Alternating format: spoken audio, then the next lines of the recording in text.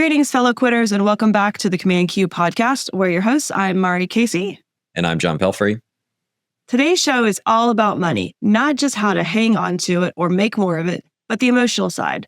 There's a common misconception that because it's really just math, all you have to do is spend less than you make.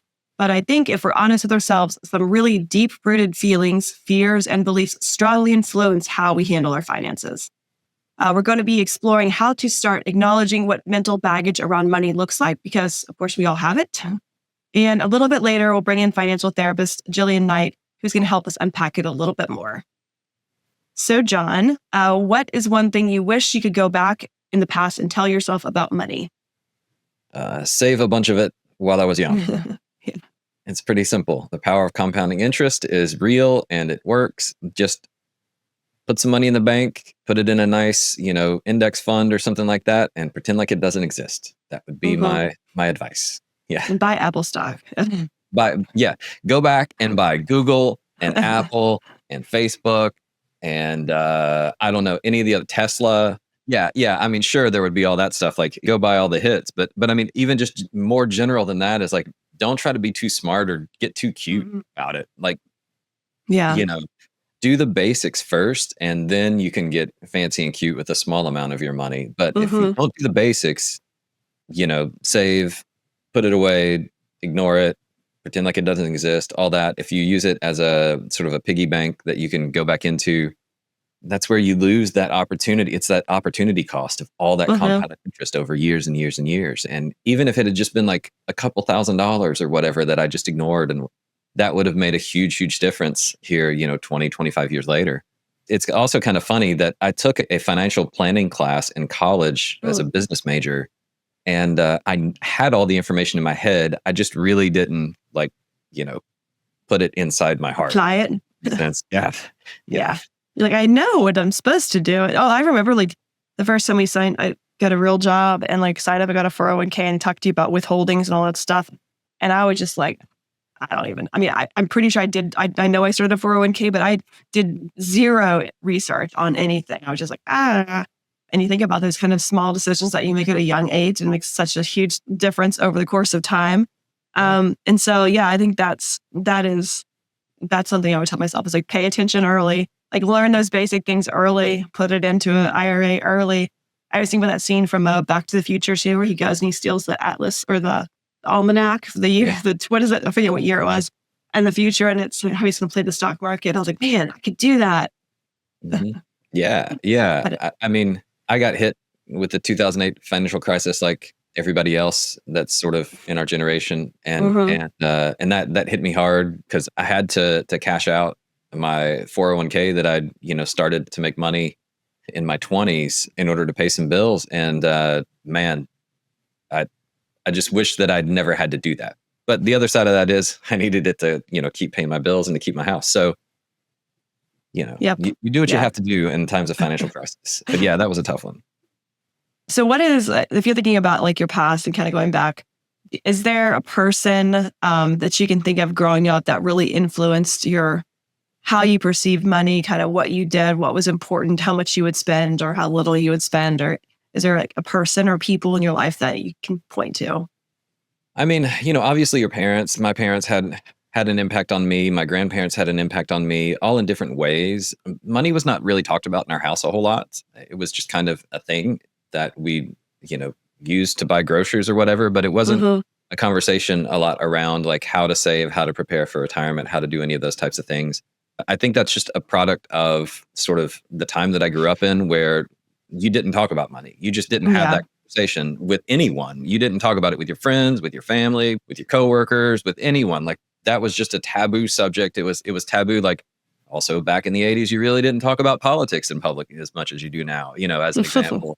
I feel like there was a level of, I don't want to call it secrecy, but privacy maybe that people had and kept. But that also, I think, made it difficult to have some financial literacy and some understanding around it. And especially to see sort of how it applied in the real world. One of the things that I think I learned a little bit was that I thought that only rich people had financial planners. And I realize now that maybe they were rich because they had a financial planner. Yeah. And I got that backwards. Yeah. Yeah.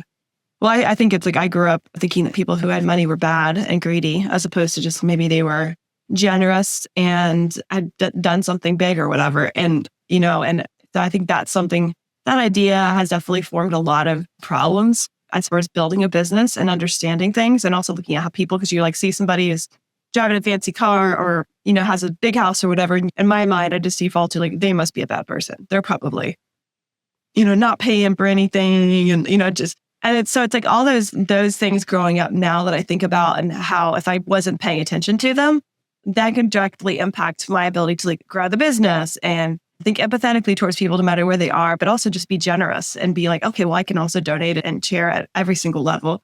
So I think it's some of those small things that just kind of like are beneath the surface when you grow up can really have a huge like lasting impact. Absolutely. So speaking of beneath the surface, what is your most irrational money fear? Irrational. Yeah. Like extreme debt or missing out on an opportunity. Yeah. I think, honestly, it's probably not irrational that someone's like, all of a sudden, someone's going to swipe all bank accounts and like a cyber attack and then everything's going to be gone. It's probably not irrational. It's just even more terrifying. But yeah, I feel like something happens and I run out of money and I can't like pay for a house or kids stuff or whatever. And everybody who's been relying on me has to go without. And I'm like, not just, it's like less about failing myself. It's more about like failing the people that are relying on me to help provide. That's pretty terrifying. And sometimes it can cause me to do things that I'm not risk averse. Like I do take risks, but they're very calculated. I think, especially as I get older, and I realize like if I was to do something risky that didn't come together, there'd be a lot more collateral damage than if it was just me and I was 20 and I was like, I'm going to buy crypto or whatever. So I think that's probably my biggest one. What about you? Yeah, I mean, it's similar. I think it's hard to live in this day and age and not live in fear that somebody's going to like hack into all of your stuff and take it all. I think it's sort of irrational, but it's also a very real type of thing. But also, we have insurance for that. There's, programs through our banks and our credit cards or whatever. And those things do help to protect you. And there's some smart things you can do. We've talked about, password safety and other things in past podcasts. And there's some things you can do to help protect yourself. But it is definitely that feeling of like, it's here today and it's going to be gone tomorrow. And I don't, and like just not having control over if it goes and what happens. And so I think my fear is much sort of broader in that I feel like a giant economic global collapse sort of situation, where, I mean, we've seen this in small bits before. We saw in 2008, we saw the financial crisis. We saw banks going under. We saw government bailouts for those banks. We saw people losing their homes, our friends, our neighbors really struggling in lots of ways. And I think my biggest irrational fear is that we see one of those, but like times 10, something that like really breaks the whole system. Yeah. And then it becomes less about like me and what's in my bank account. And it becomes more about like, what happens if you have to rebuild the entire system from scratch? How would that even happen or work? And would people lose their, homes or not be able to eat or, like I go down that sort of like total catastrophizing the end of the world kind of scenario. And we turned up, we turned into like tribal groups and we all band together with and then we bring Craig Caudill to come in here and help us figure out how to survive. Yeah. Like we have pitchforks and whatever, and we're trying Mad Max style. Mad Max style kind of deal. That's my irrational fears. Yes, the world turns into Mad Max. Hopefully it doesn't. Hopefully not. Any of those post-apocalyptic like sci-fi situations, they all scare me. And I feel like they all start with some sort of either virus or major financial collapse. And totally. I know. Just don't want to go there.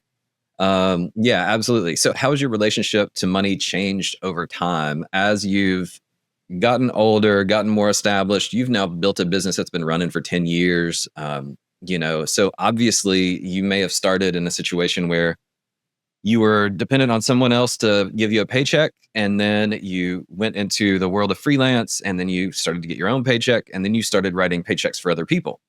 How has that changed for you over time? Yeah, I think I've realized why this is also like why I'm self-employed in a way or have my own business, is because I realized after I started freelancing that I have the ability to create my own income and I don't have to wait for someone to bring it to me.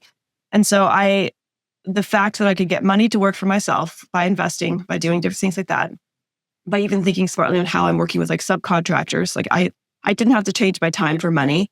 And so to me, then I realized I'm like, wow, money is really just a tool that as long as I understand how to use it, I can make better decisions. And so even when I started freelancing and after I had my second child, I was like, my time is no longer as available as it was before, but I want to make same amount, if not more money than I did while I had 40 hours a week. So how can I do that? And I was like, well, it's simple math, right? Like my dollar per hour was blank and I was working 40 hours a week. I'm just going to double my dollar per hour and try to aim to work 20 hours a week.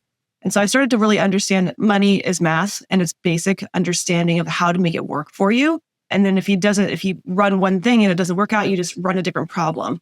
And so the idea that money was still emotional in a lot of ways, but that I could view it as a tool and a resource to be able to build what I wanted to really kind of changed around that time. And I think it's because, well, when you're working like a real job, when you're not self-employed, a lot of times too, it's like you can't control those variables. And I think even as we get older and we're in a full-time job someplace, we start to understand like we can control a lot of those variables. And money is one of them, whether it's money or time or those kind of conversations. And so I just saw the opportunity that I can, like, now that I understand it, it's less about something that's emotional and I can't control. And it's more about like, no, it's a tool that I can control and use. And so that kind of changed for me then. Yeah. Do you see any room for improvement or any things that you're going to continue to sort of target over the next few years as like ways to get better? I think it's still very emotional to me and tied. I think it's just that original baggage of it being tied to like who you are is still there. And so it's always something to work on when I'm like negotiating or having conversations with my kids or planning for things. That's always something I'll have to get past. Is like, it's not doing this doesn't make me a bad person or doing this doesn't make me a good person. So trying to remove the emotion from it will be something that I'll always have to work through. Yeah. Agreed. Mm-hmm. Yeah. So we had a conversation not too long ago with Jillian Knight. Jillian is she's a marriage and family therapist and a financial therapist. And she's part of this sort of emerging world of therapy built around sort of these financial fears, this baggage, this money issue. And I think part of this came from her own personal experience. And it also came from her seeing other people struggling in the sort of the marriage and family therapy world. Like, one of the primary reasons for divorce is financial troubles or issues with finance or disagreements about how you spend your money or any of that. And so she kind of hopped in there and really dug her heels in on this new sort of financial therapist concept. And so she's going to tell us a little bit about her journey and how she got into this. And also what caused her to rethink those traditional financial advice sort of places that you go on the internet or wherever, where the person is just telling you like, hey, cut up your credit cards and don't spend money on anything and don't do this and that. She's challenging that and then asking us to look a little bit deeper to find out what's underneath all that. Mm-hmm. So let's go ahead and run that clip now. I think it's really, this is one thing we were talking about. We're really excited to talk to you about just the space of this like financial therapy and how it's kind of this new thing. And I think when you and I originally met a while ago, you shared a little bit about how you kind of got into the profession when you were working your way out of student debt. And so I'd love for you to kind of talk about, I think you talked about how you put yourself on this kind of cult-like financial plan of exiting, which I think is awesome. And I'd love to hear a little bit more about that. And then how that worked for you, how sometimes those really stringent plans don't work for people. Mm-hmm. Yeah. Yeah. So I've been a therapist. I'm a licensed marriage and family therapist. I've been a therapist for over 10 years now, but I hadn't really found like where I wanted to land in terms of what I was going to specialize in. And sort of along those 10 years, I was also having my own sort of like personal finance journey of realizing with my husband how much student loan debt we were in when we got married. We were not making nearly enough to even cover the interest really at all. And so, yeah, I grew up not learning much about money. I had a single mom. I got what I needed, but not necessarily everything I wanted kind of thing. Went to college out of state and then out of state again because you just go to the school you want to go to and you sign the papers. And one day you'll have a job and you'll pay that back, right? That's how that works. I went to college at 17. So I was qualified to make that decision. My husband grew up with not much money and went to law school and came out of private law school with a ton of debt. We're also in North Carolina. So we were only really familiar with Dave Ramsey and his financial plan. The snowball. Perspective. Yes, perspective. Okay. I have, if you can't tell, I have a lot of feelings. All we knew was, oh, hey, this guy knows a lot about money and helps people get out of debt. So we followed his plan, which is like super strict. Don't go out to eat. Don't go to a restaurant. All you're doing is paying off debt. Well, when you have $364,000 in student loan debt, it's pretty depressing. And that road is very long.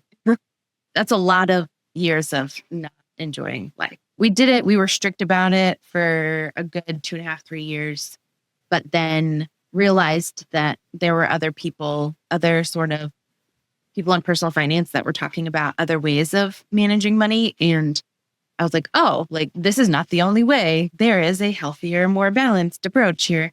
And that sort of led me to realizing how much like shame was wrapped up in his approach and sort of like a lack of compassion for some of the ways that people end up in the financial situations that they're in, and that everybody is not starting from an even playing field and no recognition of like systemic inequality.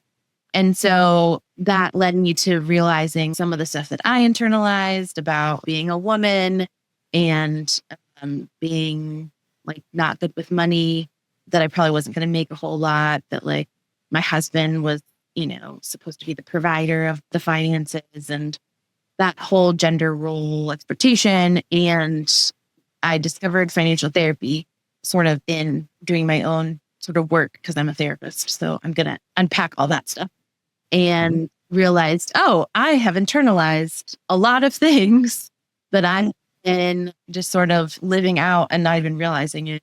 And that led me to this field of financial therapy, which is, it's very young, like 15 years old, and is sort of a combination of financial advisors and therapists coming together and learning from each other and realizing that like therapists aren't trained to talk about money. Advisors aren't trained to have like counseling or emotional intelligence skills. And so, you'll go to a financial professional, but like they don't know how to handle a client who's like crying, or a client who you're in some kind of financial trauma and so they're terrified of investing their money, or came into a sudden amount of money and now it's causing all these problems in their life when it was supposed to be a good thing. So it's a new and sort of exciting, growing overlap of these two fields that we're all figuring out exactly what it is and how to best do it to help. Does it make you just amazed that this hasn't existed before? Because I think when I've started to like dive into this world, it just makes so much sense that these things, it should be a real thing, because I mean, so many problems, so many issues come to that conversation around money, especially with couples. It always comes back to that. Like people talk about one of the biggest reasons there's divorce is money. Like it all comes back to that source. And it's the fact that those two haven't merged together. You mentioned going to like a financial planner.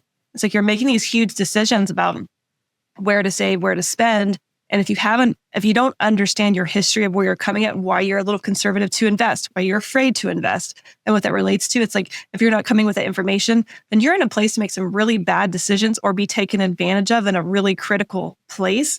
And that's just, to me, that's just terrifying and bananas. So it's like understanding that earlier, and John and I talk about this all the time with what we're trying to teach our kids, is understanding where you're coming from and how it's influencing those decisions now. Because, we grew up not talking about money. Same kind of thing. Like we had enough to like get the pound puppy at Christmas, but like we weren't out buying Guess jeans and and like shopping at the mall, So we kind of grew up in that space too, but it was never a conversation that we had about what it means to invest, what it means to spend money wisely, make decisions that are like, I want to spend more money on this because it's more important to me versus like just spending to spend. And I think it's amazing to me that we're just now arriving at the place where it's part of a normal conversation around like, where did I come from? And then how is that leading to decisions I'm making now? Yeah, I agree with you. I mean, whenever I tell someone I'm a financial therapist, they take a second and they're like, oh, I've never heard of that before, but that makes a lot of sense. I think I need that. Mhm. But yeah, I agree with you. And I think that we have a tendency to keep things like in silos, right? Like this is the financial people and this is what they do. And this is therapy and this is what they do. But the more that people start to realize that sometimes like having more money, it isn't what you thought it was going to be. And that sometimes there's more to life than having a ton of money after a certain point, right? So like, obviously like more money when you can't meet your basic needs or when you're struggling, it's going to make life much better and easier for you. But like beyond a certain point, Yeah. some people have no definition of enough. And then like striving their whole lives to make more and more, but they're not connecting it to this is how the money that I make allows me to live a life that I want, that is like congruent and like authentic to who I am, not who people think I should be or what I should be doing, or like this ideal is actually not all that fulfilling. Yeah, it's interesting. Money to me, there's a few different ways to look at it. One is that you're always comparing yourself to other people when it comes to money. I think most people, it's a natural thing to look at somebody and say like, they have something I don't have, right? Like it's Old Testament. That's coveting what your neighbor has, right? And we look at that and we do that comparison. We do that and we start to feel guilt. We start to feel shame. But no matter how high you climb on that ladder, there's always somebody to compare yourself to until you're Elon Musk, and then Larry Ellison hops above him for the richest man in the world. And now Elon's looking up at Larry Ellison. And then, but after that, it's like, what are you really doing? Yeah. That you can never get to a point if you're constantly comparing yourself to other people of contentment. Right. And so I turned my money issues around in a slightly different way. And I said to myself, money is something that comes and goes in life, but time is the real resource. It's the only finite resource that I have. I don't know how much time I have. I can't make any more of it. I can't create. I mean, I can eat well and I can exercise, but in reality, like you got roughly 85 to 100 years if you're doing like amazingly well. That's the thing for me. So I judge my wealth based on the time that I can spend with people. And if I can buy time with money on occasion to spend more time with the people that I love, then wonderful. Talk about how there are these other things maybe outside of just cash in your bank account that give people satisfaction or contentment. Yeah, that is that. I mean, that is a thing. And that's actually like a big kind of conversation in financial wealth spaces, is sort of redefining wealth from wealth just being having a certain amount of money or more and more money to you can be like wealthy in time. You can be wealthy in energy that you have to do the things, right? So it's redefining for yourself, like what kind of life do you want and what kind of wealth is most important to you, right? Because for some people, I've heard some experts talk about research around like, does more money make people happier? And some of that research says like it does if your goal is more money, right? But if that's what's most important to you, if you were to assess your own values and say like wealth is the top value for our family, and then it's, all these other things, if that's what's most important to you and you accumulate wealth, then sure, then that's going to make you satisfied. But for a lot of people, it is time with other people. It's flexibility and freedom over the things that you get to do and being able to give to other people or contribute to certain causes that are important to you. And that could be in time, in money, in energy, all of it. Do you see some typical like money burdens that come up? It's like, here's the top 4, the top 5 that show up, and it's, based on these things. I'd be curious to know if you can kind of see when they start going down the pathway. It's like, okay, your baggage is your religion, or your baggage is, this, or scarcity, or whatever it is. I'm curious to see if you have certain kind of buckets that most of them we all kind of fall into. I don't like to like reduce it down too much, right? Like because it is so complex. So I would preface it with that. I would say I tend to see, if I were to group them, really like 2 paths that my clients seem to kind of go down. One is like money avoidance, right? So if you tend to be money avoidant, you're not looking at your bank account, you might be avoiding certain bills or just paying the minimums. You don't actually know exactly how much you make or exactly how much you spend. You are in debt because you're just paying minimums there too. You don't really have a lot of like education around money. Either they do or they don't. It's not always one or the other. But they might have paid off debt before, but they're back into it and they know what they're supposed to be doing some of the time, but they just can't seem to do it. And there's usually scarcity there. There's usually like undercharging comes along with that, which I'm sure you all are familiar with, and like undervaluing the work that they do, not asking for a raise, just taking what's given to them kind of thing. The other sort of bucket is people who don't have debt, who are doing quote unquote well financially, who, they can afford to do things with money. But there is a underlying fear of not having enough, of it all going away, of needing to hold on to it because what if? And so they might like stay in a job that they're not happy in because what if they can't get another one? Or it might bring up a lot of conflict in their relationship because one partner is like holding on to all the money and the other one's like, we should spend some of this because like, what's the point of just holding on to it, right? So I would say like those tend to be sort of either they grew up in poverty or they experienced financial trauma of some other sort of financial trauma, or they somewhere along the way they inherited some beliefs around like just this fear that it's not safe. Yeah, saving at all costs. Kind of thing. It's interesting because I do feel like there's a little bit, you mentioned just the systemic tiebacks to a lot of things, and also just that we live in this very capital focused, environment. And where I grew up, was in West Virginia, is relatively like, poor area, a lot of blue collar workers, and a lot of the mentality, like you just dig in and you just work until you either get to retire or you die. It's just, that is it. And that was success. And not a lot of conversations about money, not a lot of conversations around anything other than saving, and not you don't open credit cards, you buy the car, you pay it off. There's no leasing, which is great now. I mean, I'm so grateful that I have those things. And I grew up with that because that's helpful now, right? But I think what's not helpful is that drive to just accrue and not take a step back and be like, I'm making money and I'm working, but am I enjoying the life that I'm building around me? Because I also think part of the conversation that was taboo around money and working was like, you don't question it. Like you don't question, you don't go in and say like, I want more money. It's like asking for that is like, you're not being grateful, which maybe brings in a little bit of the religion stuff too. But both of those things can put you in a really bad spot because you're not enjoying the work you're doing. And then you are either agreeing to be undervalued or you're feeling undervalued, but you feel stuck because you don't question it.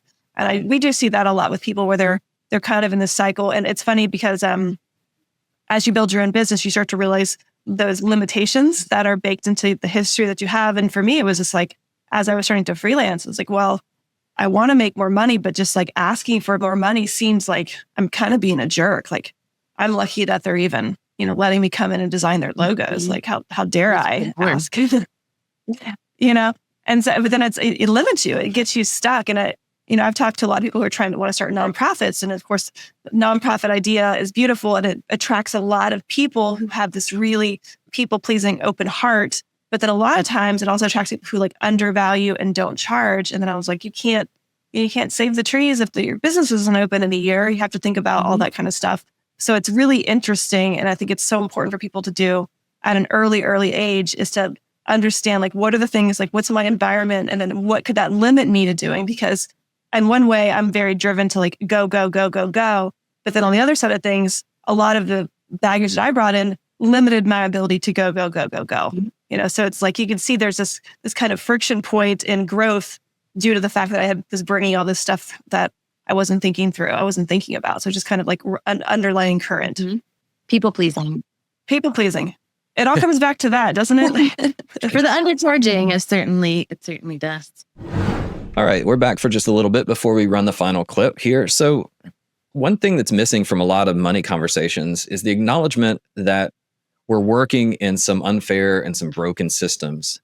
Your finances do impact your quality of life.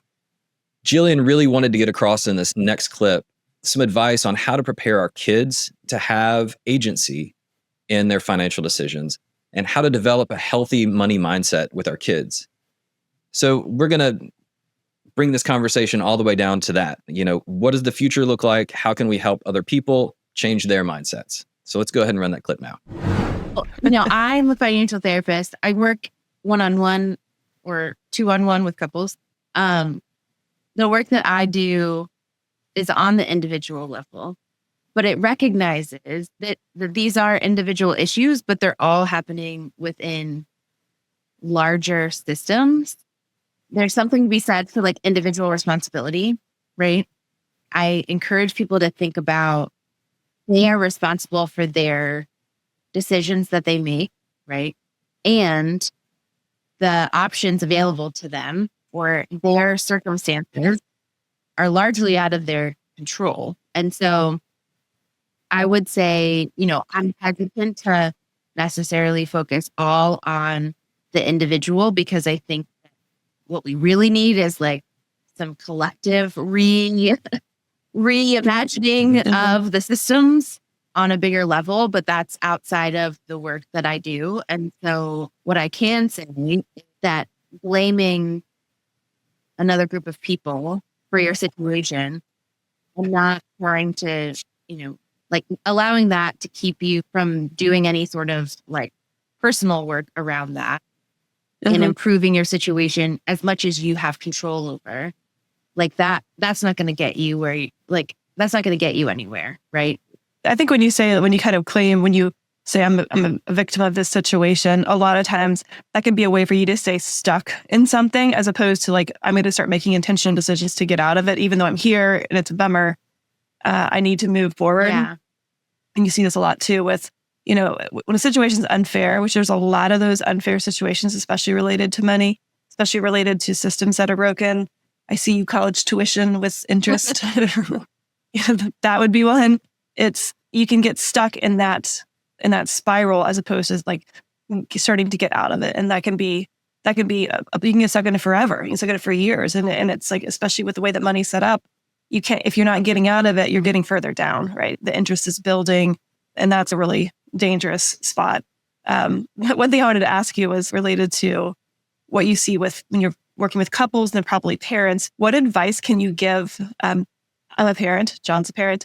As we raise children into adulthood, how can we help them, diagnose what we're, I always say I'm setting up a 529 for my kids and also a little therapy fund for the future for all the things that I did wrong. But what are some things that we can do now to help them either learn how to pay attention to those things that come up? Like I mentioned with my daughter, she's like, we don't need that. We can't afford it. And the question is like, no, we can't afford it, but do we need it? Is it important enough for us to spend that money on? It's kind of what we try to talk about. Because I always heard we can't afford it growing up. That was like a common trope. So what are some of the things that we can say now with our kids as they're growing into adulthood and also help them, equip them with the tools and resources as they're starting to diagnose and make decisions as they get to be like real grown-ups? Yeah. I get this question a lot. I think it's a really good question. I think that you're already doing a lot because you're actually talking to them about it. I've had lots of clients who we just didn't talk about it. And so I just didn't know anything about it. And now I'm having this situation. Nobody talked to me about it, but all of a sudden I'm bad with money and my financial choices are being criticized, but nobody taught me anything, right? So, I mean, you're ahead of the game there. So good job. I think that being self-aware of what you learned from your family and just being conscious of that you're not passing that down. I say like all the time, at one point I thought that maybe because I became a therapist, my kids won't have to go to therapy like I did, but they'll go to therapy for something. And I resigned myself to that fact. But so there is no like guarantee here, which I'm sure you know, but I think a couple of things. One is like understanding how money works is a big one.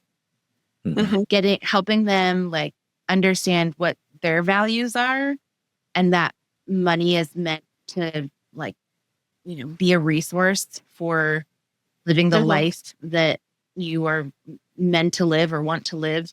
How are we living our values or using our money in alignment with our values? And doing that as family can be powerful. I would also say things like delayed gratification. It's a skill that I had to learn as a young adult that I did not learn as a child or teenager or college student. Delayed gratification because we can't just always get what we want. But it doesn't sound like you're doing that either. And yeah, I mean, I think those are some of the big ones.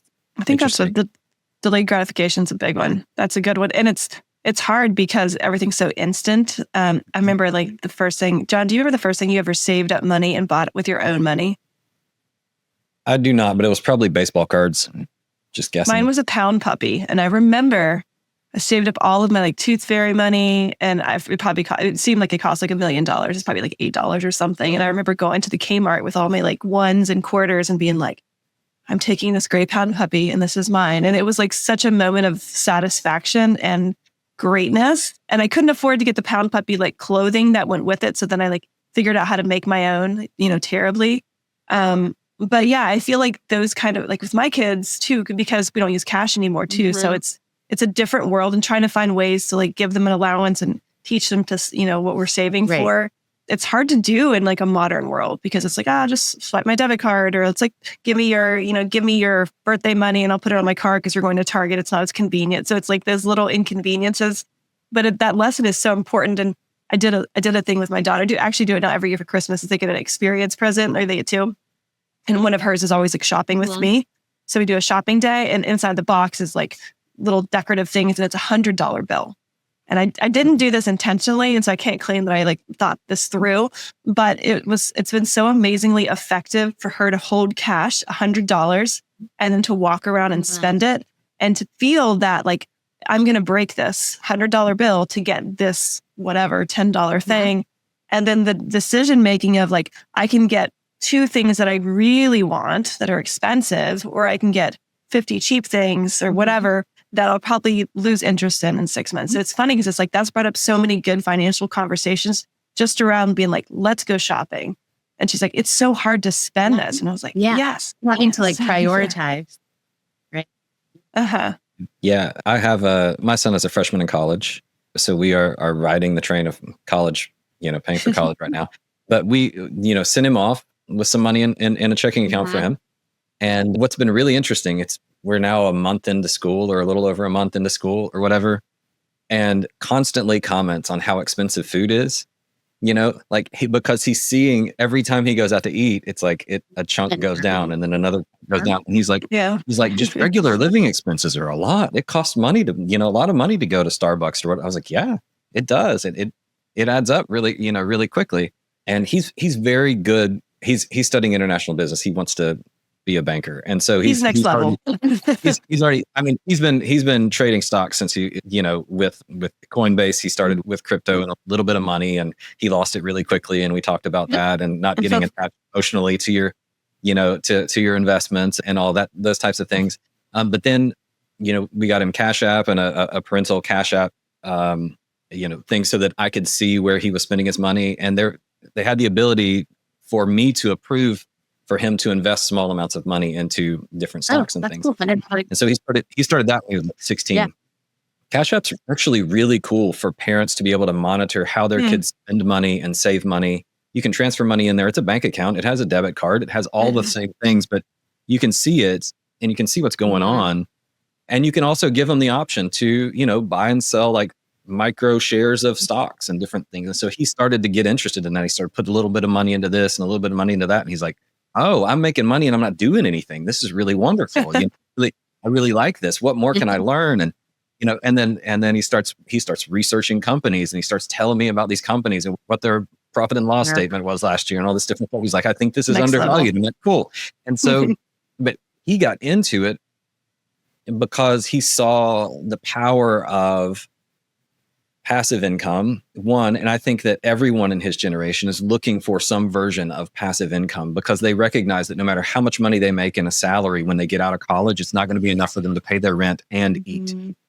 Mm-hmm. Like, it's just kind of the reality. He's in Charlotte. I don't rent for a 1-bedroom apartment in Charlotte about $2,000 a month, you know? So the idea that he's going to live on his own is probably slim, you know, all those things when you first get out of school. Yeah, realizing the cost of things is a big realizing the cost of things, and then starting to see how he's spending his money and how he's choosing to spend his money, and having those conversations with him. I think this is the big change from my generation. I've had those conversations with my son from the time he was little about the decisions that we make, and then the consequences of those decisions that we make. And, you know, if I have my $100 and I spend 50 of it, I can't magically restore the 50 that I spent. It's gone forever. Well, you know, I can go make another 50. And that's really, you know, that's really interesting. And that you'll be glad to know that kids' beliefs about money tend to be pretty like initial beliefs. You can work on this, but like our initial beliefs about money are sort of formed around age 7 to 9. So like, I'm trying to get in with my 4.5-year-old around like, hey, we can't just order more. We can't just, you know, swipe our card when this plastic thing is not magical. And mommy and daddy go to work, and then money goes to this place called a bank. It's a little harder to explain to a 4.5-year-old, but it is. Awesome. Well, we're going to wrap it up. We're so grateful to have Jillian on our call today. We really appreciate her stopping by and sharing a little bit about financial therapy and how we can help people process and let go of some of their limiting and negative beliefs around money. We just know that there's a lot more work that can be done for all of us in this field. So it's kind of an exciting time to see where this goes and keep working with her. So if this episode has sparked your interest, you can learn more about Jillian and what she does at herfinancialtherapy.com.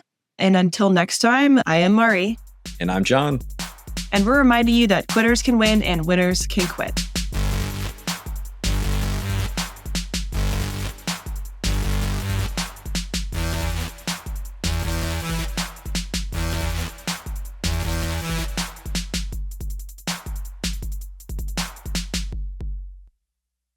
This podcast is for informational purposes only and does not constitute medical, legal, or financial advice. The views, thoughts, and opinions expressed are the guest's own and do not necessarily represent the views, thoughts, and opinions of Command Q or Uncompany.